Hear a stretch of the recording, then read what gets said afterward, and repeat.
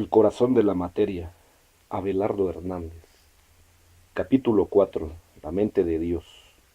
Es cierto sin duda y en verdad que lo de abajo es igual a lo de arriba y que lo de arriba es igual a lo de abajo para la cabal realización del milagro de la unidad. Así reza la Tábula Smeraldigna, un texto clave de la alquimia tradicional atribuido al mítico Hermes Trismegisto, una declaración que muy bien podría haber sido una suscrita por quien estaba considerado como uno de los científicos más importantes de todos los tiempos, Stephen Hawking, pues como se ha afirmado repetidas veces, antes de ingresar en Cambridge en 1962, Stephen obtuvo dudando entre dos campos de la física teórica para sus investigaciones. Uno era la cosmología, el estudio de lo muy grande, el otro las partículas elementales, el estudio de lo muy pequeño. Al final el joven Hawking se decidió por la primera de dichas disciplinas, sin saber aún que para resolver sus más profundos enigmas necesitaría el auxilio imprescindible de la segunda. El 23 de abril de 1992, un físico de la Universidad Californiana de Berkeley, prácticamente desconocido para el público, llamado George Smoot, se dirigía a la Sociedad Americana de Física para llevar a cabo un anuncio trascendental. Él y su equipo habían encontrado la prueba de cómo nació y evolucionó el universo, pues los sensibles detectores infrarrojos del satélite Cobb, puesto en órbita en 1989, habían encontrado pequeñas pero significativas irregularidades en la distribución de la radiación de microondas presente en todo el cosmos y que no es sino un residuo fósil en que se convirtió la luz al separarse de la materia, cuando el joven universo apenas tenía medio millón de años. El lejano eco de un Big Bang que hasta entonces tenía asombrados y también un poco amargados a los científicos. Si el universo que vemos hoy no es homogéneo, se preguntaban, ¿por qué la radiación de fondo que procede de su origen sí lo es? Pregunta contestada. Por fin el COBE había encontrado fluctuaciones en aquel, hasta entonces homogéneo panorama. El mayor descubrimiento del siglo, sino de todos los tiempos, dicen que exclamó Hawking, sin que la frialdad de su sintetizador de voz consiguiera mermar su delirante entusiasmo. Sin embargo, cuando el joven Stephen ingresó en la Universidad de Cambridge, le tocó en suerte un supervisor llamado Denis Siama, colaborador del heterodoxo y mundialmente famoso Fred Hoyle, a quien todo el mundo conocía como autor de una hipótesis radicalmente distinta sobre el origen del universo, la teoría del estado estacionario. El huevo cósmico. La curiosidad del ser humano por saber cuándo nació el universo es tan antigua como la existencia misma de la especie. Durante muchos siglos hubo hubo que conformarse con mitos y leyendas, más o menos elaboradas. Por ejemplo, la cosmología que figura en los Vedas. Al principio hubo un huevo cósmico, revestido del resplandor de 1000 rayos, y dentro de este huevo nació por sí solo Brahma, antecesor de todos los mundos. Curiosamente, hay que esperar hasta 1927 para que un sacerdote y astrónomo belga llamado Georges Lemaitre, tras estudiar las ecuaciones de la relatividad de Einstein, proponga un modelo cosmológico en el que el universo nace de una gran explosión a partir de un huevo cósmico. Una enorme cantidad de fragmentos se extienden por el espacio, dando lugar al universo que hoy conocemos.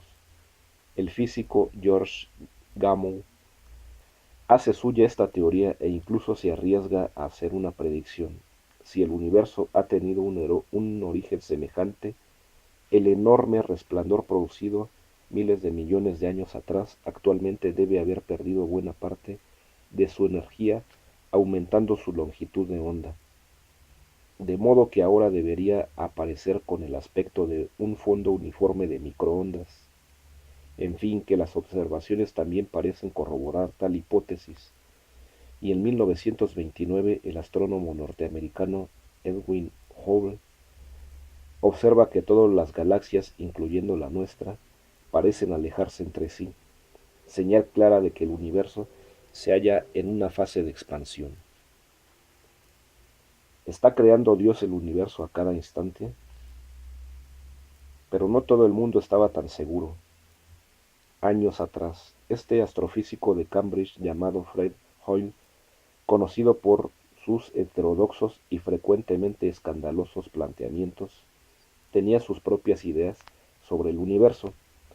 Este no tuvo principio ni tiene final.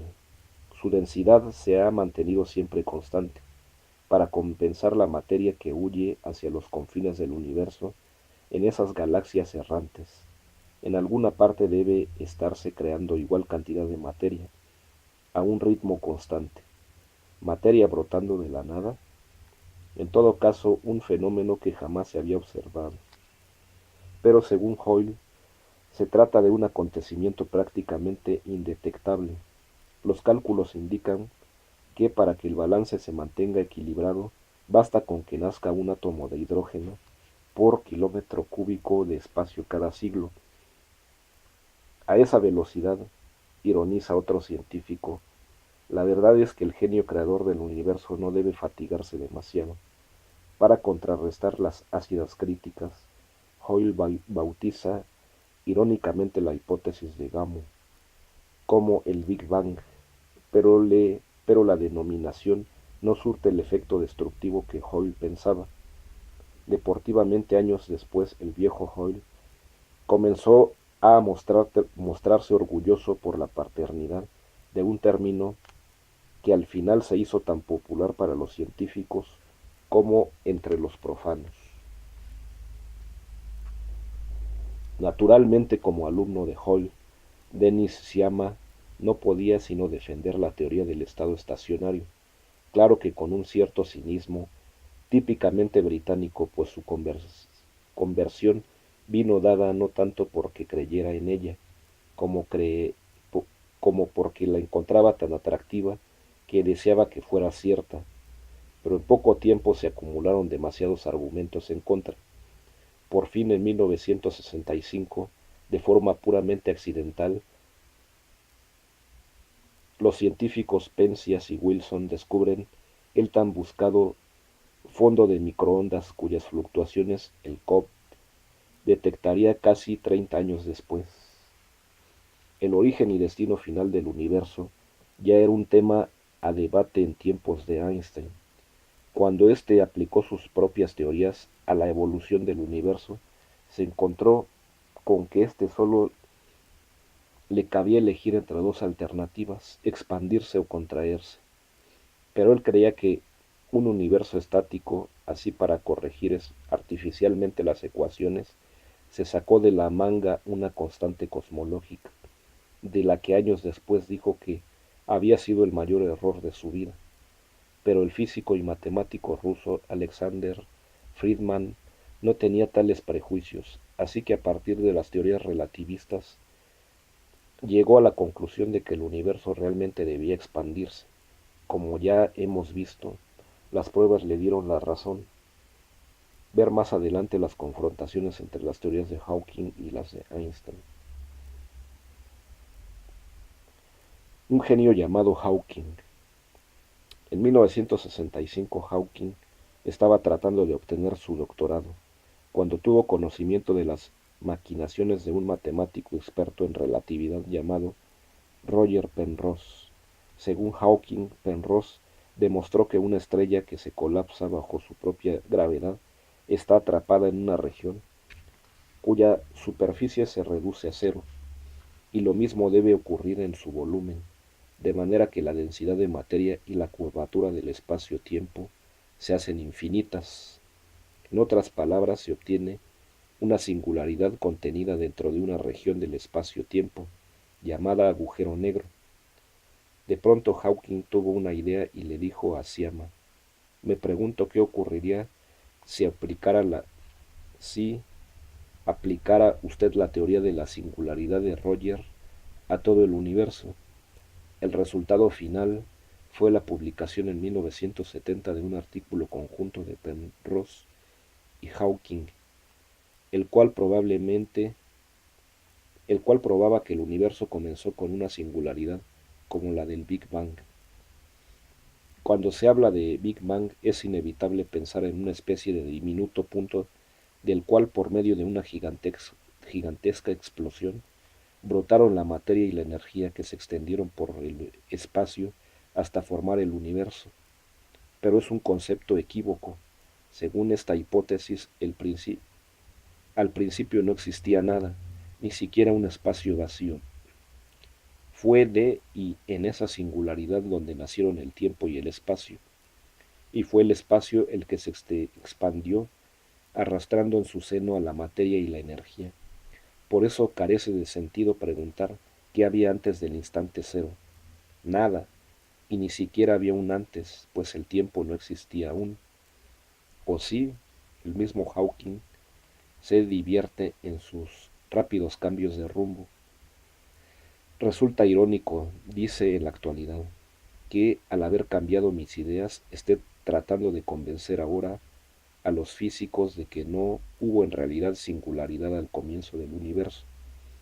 Hawking volvería una y otra vez a la evolución del universo, a esa historia del tiempo, que tan magistralmente expuso en su bestseller, pero antes debió ocuparse de algo que le haría intencionalmente famoso, una hipótesis relacionada precisamente con los agujeros negros.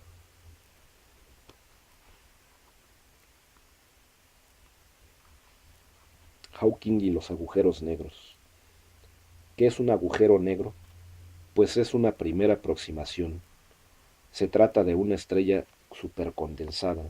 En términos de la física anterior a Einstein, diríamos que su masa es tan grande y su gravedad tan poderosa que nada puede escapar de su superficie, ni siquiera la luz. Por eso es negro. Ya en una fecha tan remota, en 1784, un cura de Yorkshire llamado John Mitchell predijo que si una estrella tenía la suficiente masa, podría llegar a engullir su propia luz hasta hacerse invisible. Y unos años después, el gran Laplace llegaba a idéntica conclusión. Pero una estrella puede comprimirse. Vaya, sí puede. En 1967, Jocelyn Bell, una estudiante investigadora perteneciente al equipo de Anthony Weiss, a la sazón radioastrónomo en Cambridge, descubrió en el espacio una serie de radiofuentes que emitían señales pulsantes. Empezamos a pensar seriamente, dice Weiss, que podríamos estar captando señales inteligentes reales. Hombrecillos verdes los llamábamos, procedentes de una civilización extraterrestre, pero pronto se demostró que los púlsares eran estrellas de neutrones en rotación. Asistí al seminario en el cual se anunció la existencia de los púlsares, recuerda Hawking. La sala estaba adornada con hombrecillos verdes de papel. ¿Y qué es una estrella de neutrones? La vida de una estrella es una lucha entre dos fuerzas opuestas. Mientras las reacciones nucleares la hacen expansionarse, la atracción gravitatoria generada por su propia masa tiende a contraerla. Cuando su combustible se va agotando y la masa es muy grande, llega un instante en que se colapsa, se derrumba bajo su propio peso. Un astro de un tamaño similar al del Sol se encogería hasta ocupar un volumen no mayor que el de la Tierra y pronto estalla con una violencia inimaginable. Es una supernova, justamente el acontecimiento que tuvo lugar en la nebulosa del Cangrejo en el año 1054, en la Gran Nube de Magallanes, en 1987 y a comienzos de 1993. Descubrimiento que brindó al mundo un astrónomo aficionado español en M81. Lo que queda tras una explosión semejante es una enana blanca, una especie de estrella degenerada. La supercomprimida materia que la integra es tan densa que no podríamos levantar ni siquiera una cucharadita de café, pues pesaría más de 1 tonelada, pero aún puede acentuarse su proceso de contracción y convertirse en ¿qué? Hacia 1930, un astrónomo hindú llamado Subramanian Chandrasekhar predijo que las enanas blancas, cuya masa fuera 1,5 veces superior a la del Sol, valor desde entonces conocido como límite de Chandrasekhar, no podrían soportar su propia gravedad. Más tarde el físico soviético Lev Landau afirmó que tales estrellas podrían alcanzar otro estado de equilibrio. Los protones y electrones se fusionarían, convirtiéndose en neutrones. Un cuerpo semejante de 2 o 3 masas solares podría contraerse hasta medir menos de 5 kilómetros de diámetro, y según el físico norteamericano J. Robert Oppenheimer, comenzar a emitir grandes cantidades de rayos X.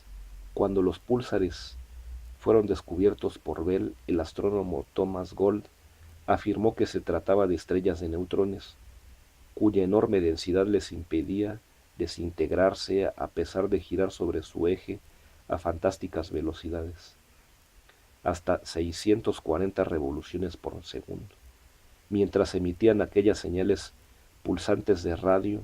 Y en efecto, cuando los radiotelescopios apuntaron a la nebulosa del Cangrejo, encontraron en el centro de unas nubes de gas las señales de un púlsar, resto de aquella supernova.